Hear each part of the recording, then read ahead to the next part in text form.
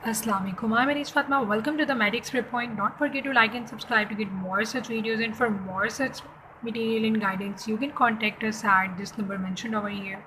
आज हम लोग देख लेते हैं हमारा जो चैप्टर है एल्डिहाइड एंड कीटोन। इसमें जो बहुत ही most important points tricks and concept start करते हैं। सबसे पहले क्या है कि हमारे पास प्रिपरेशन किस चीज़ की, एल्डिहाइड और कीटोन्स की। ठीक हो गया। जो हमारे पास है एल्डिहाइड, उनको प्रिपेयर करने का एक ही तरीका है, ऑक्सीडेशन हम करवाएंगे। जब प्राइमरी अल्कोहल की तो क्या बन जाएंगे हमारे पास एल्डिहाइड, लेकिन जब हम कीटोन की ऑक्सीडेशन करवाएंगे जब हम लोग ऑक्सीडेशन करवाएंगे सेकेंडरी अल्कोहल्स की तो बन जाएंगे हमारे पास कीटोन्स। लेकिन इनको तैयार करने का एक और तरीका भी है, that is hydration of alkenes. जब अल्कीन्स की हाइड्रेशन होगी तो अभी हमारे पास क्या बनेगा, कीटोन्स।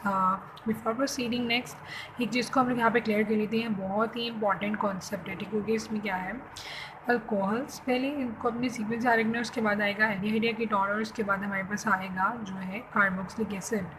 अगर तो ये सीक्वेंस इस तरह आगे को जाएगा तो होगी ऑक्सीडेशन और इस तरह पीछे को आएगा तो होगी रिडक्शन। मतलब अल्कोहल की ऑक्सीडेशन हुई तो बनेगा अल्काइल, और जो एल्डिहाइड या कीटोन, एल्डिहाइड या कीटोन की अगर ऑक्सीडेशन होगी तो बनेगा हमारे पास कार्बोक्सिलिक एसिड। इसी तरह अगर कार्बोक्सिलिक एसिड की रिडक्शन होगी तो बनेगा एल्काइल, एल्डिहाइड या फिर कीटोन, और अगर इनकी होगी रिडक्शन तो क्या बनेगा हमारे पास अल्कोहल। रिस्पेक्टिव याद रखना है कि प्राइमरी अल्कोहल की ऑक्सीडेशन होगी तो एल्डिहाइड में कन्वर्ट होगा, सेकेंडरी अल्कोहल की ऑक्सीडेशन होगी तो वो कीटोन में कन्वर्ट होगा। उसके बाद हम लोग देखते हैं रिएक्शंस हैं जो उनके एल्डिहाइड और कीटोन के। ठीक है, तीन तरह के रिएक्शंस देंगे। पहले ही देंगे एडिशन रिएक्शन, रिडक्शन रिएक्शन और ऑक्सीडेशन रिएक्शन। इन रिएक्शंस में मौजूद जो बहुत ही इंपॉर्टेंट पॉइंट्स और कॉन्सेप्ट उनको हम एक दफ़ा देख लेते हैं। ठीक है, दो सबसे पहले यहाँ पे आ जाता है हमारे पास एडिशन रिएक्शंस में दो तरह के आएंगे रिएक्शंस। ठीक है, एक इसमें होगा हमारे पास लाइक बेस कैटेलाइज्ड रिएक्शंस होंगे।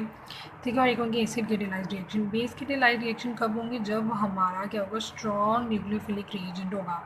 लेकिन अगर जो न्यूक्लियोफिलिक रिएजेंट है वो वीक होगा तो हमारा क्या होगा, एल्डिहाइड कीटोन का रिएक्शन एसिड कैटेलाइज्ड।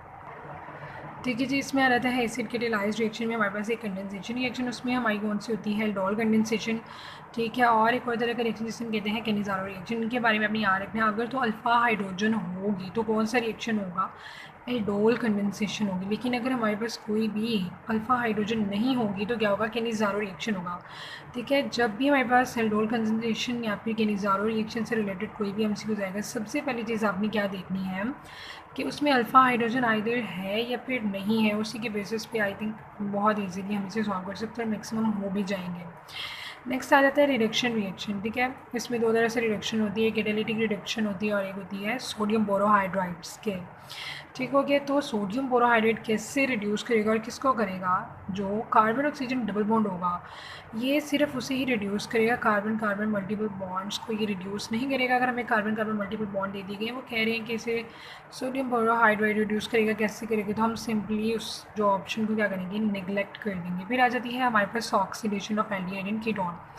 एल्डिहाइड की जो ऑक्सीडेशन है दैट इज़ वेरी इजी। ये तो हम कोई भी माइल्ड ऑक्सीडाइजिंग एजेंट यूज़ करके ना, लाइक टॉलरेंस एजेंट या फिर फेलिंग्स बेनेडिक्ट जो भी है सॉल्यूशंस यूज़ करके हम कर सकते हैं। लेकिन जब बात करते हैं हम कीटोन्स की ऑक्सीडेशन की ना, इट बिकम्स वेरी डिफ़िकल्ट। ये बहुत आसानी से नहीं होते ऑक्सीडाइज। ठीक है, इनके लिए हमें स्ट्रॉन्ग ऑक्सीडाइजिंग एजेंट यूज़ करने पड़ते हैं, जैसे कि K2Cr2 और 17% H2SO4 या फिर KMnO4 in presence of the H2SO4 या फिर HNO3। वन मोर थिंग, जब इनकी क्या होगी, ऑक्सीडेशन होगी ना कीटोन्स की हमारे पास, तो क्या होगा, जो हमारा है ऑक्सीडाइजिंग एजेंट है वो किस हाइड्रोजन पे अटैक करेगा, लाइक किस कार्बन पे अटैक करेगा, जो कार्बन अटैच होगा to the minimum number to the smaller number of hydrogen items. मतलब एक कार्बन आइटम उसके साथ 5 हाइड्रोजन लगे और एक के साथ 2 लगे हैं, तो जो हमारा अटैक किस कार्बन के ऊपर होगा, जिसके साथ 2 हाइड्रोजन लगे हुए हैं।